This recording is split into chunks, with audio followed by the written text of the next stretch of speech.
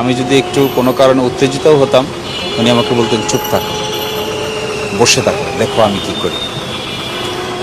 শেষ পর্যন্ত যত বিচারকই ওনাকে বাঁকা প্রশ্ন করতেন না কেন, উনি কোনো প্রশ্নে উত্তেজিত হতেন না, কিন্তু শেষ পর্যন্ত উনি ঠিকই উত্তর দিতেন। উনি খুব মাইল্ড ছিলেন, মাইল্ড, সাবমিসিভ, কিন্তু খুব বোল্ড। উনি বলতেন আমি যা বলছি এটা খুব শক্তিশালীভাবে বলছি, কিন্তু আমি আস্তে বলছি। আমার কথাটা অনেক জোরালো, কিন্তু আমার ভয়েসটা এত উঁচু না। তো মনে হতো যে প্রতিক্ষণই উনি কিছু না কিছু আমাদেরকে শেখাতেন। এমনও হয়েছে আমি ওনার শিওরের পাশে বসে থাকতে থাকতে রাত 4টা বেজে গেছে, আমাকে বলছেন তোমাকে আমার এটা পড়াইতে হবে। তো আমি ওনার পাশে বসে রয়েছি, উনি ঘুমায় পড়ছেন, আমি আর উঠে যাইনি। হঠাৎ করে উনি ঘুম ভেঙে দেখেন রাত 4টা বাজে। তো আমাকে বলছে তুমি এখানে বসে আসছো কেন? আমি বললাম যে আপনি আমার যাইতে বলেন নাই, সেই জন্যই আমি এখানে বসে আছি। এবং কাদের মোল্লার মামলা যখন রিভিউ পিটিশন শুনানি হলো, যখন জেল গেটে আমরা গেলাম, রাত 10:30টায় ফাঁসি হয়ে যাবে, আমরা জজের বাসায় গেলাম, গিয়ে দেখলাম জজ সাহেব লুঙ্গি পরে বসে আছে।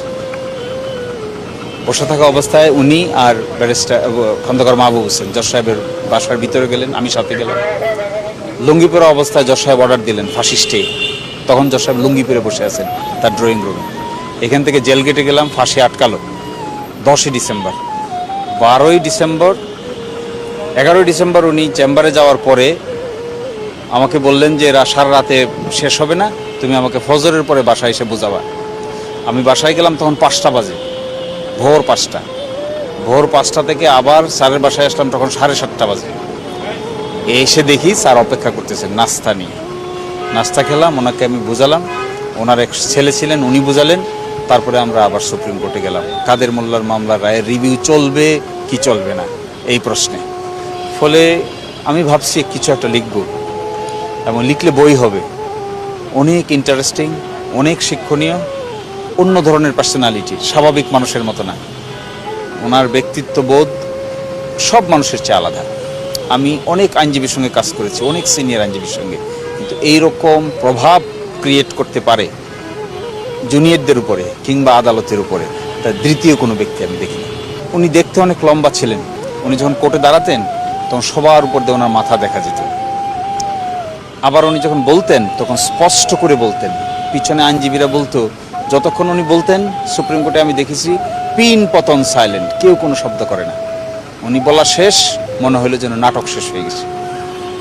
এরকম একটা মানসিকতা বা এরকম একটা টেন্ডেন্সি আর সুপ্রিম কোর্টের দ্বিতীয় ব্যক্তিত্ব পাওয়া যাবে কিনা আল্লাহই ভালো জানে। ফলে এটা অপূরণীয় ক্ষতি, আপাতত তা পূরণ করা সম্ভব নয়।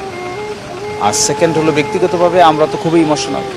ওনার 2 সন্তান আর আমি এত ওতপ্রোতভাবে আমরা জড়িত ছিলাম, মনে হতো যে একটা পরিবার। আমার মনে আছে একটা খুব ইম্পর্টেন্ট ঘটনা, আমার ওয়াইফ যখন প্রথম বাচ্চা ধারণ করে তখন অসুবিধা হয়।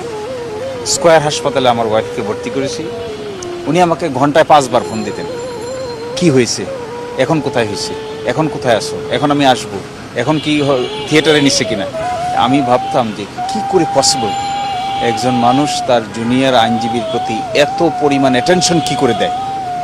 এবং এগুলো বলেও শেষ করা যাবে না, এগুলো অনুভূতি, শুধু অনুভূতি থেকে যাবে। এবং উনি আমার জিন্দেগিতে ওনার প্রভাব আমার পিতামাতার চেয়েও বেশি, যা অতুলনীয়।